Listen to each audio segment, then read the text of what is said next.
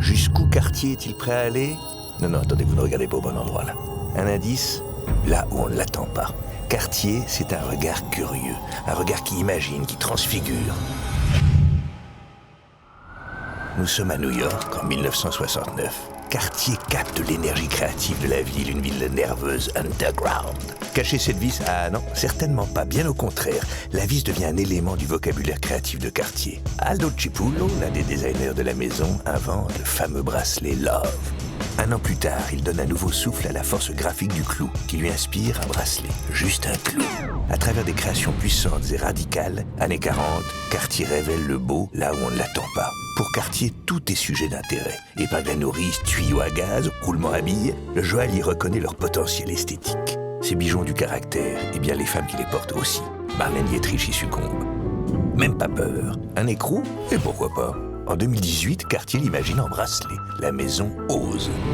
Attendez, juste un petit flashback. Vous vous rappelez de la vis dont je vous parlais tout à l'heure?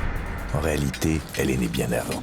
Paris, 1904. La capitale est rutilante, industrielle. La vis attire déjà l'œil de Cartier. Pendant que son ami l'aviateur Alberto Santos Dumont s'envole, Louis Cartier explore le monde des formes. Une lunette carrée scellée par 8 rivets apparents. 8 vis qui définissent encore la montre Santos d'aujourd'hui. Avec elle, Cartier montre ce que l'on cachait jusqu'alors. 20 ans plus tard, le joaillier marque son temps, un temps d'avance. À nouveau, la maison anticipe les envies de demain. Less is more. De 3 anneaux simples, Cartier signe la bague Trinity. Audacieux, non? Oui, et toujours avec élégance. Des anneaux entrelacés et mobiles qui multiplient l'or par 3. Jaune, rose, gris. Un bijou devenu culte pour des personnalités d'hier et d'aujourd'hui. Bon, si on arrêtait de tourner en rond là, un peu de piquant maintenant. Dès les années 20, le picot apparaît chez Cartier. Une décennie plus tard, il menotte un bracelet. Le picot s'attache aux créations du joaillier, ça tranche, ça clash. Un siècle plus tard, il est toujours là.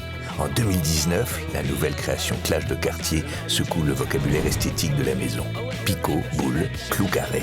Cartier regarde et imagine.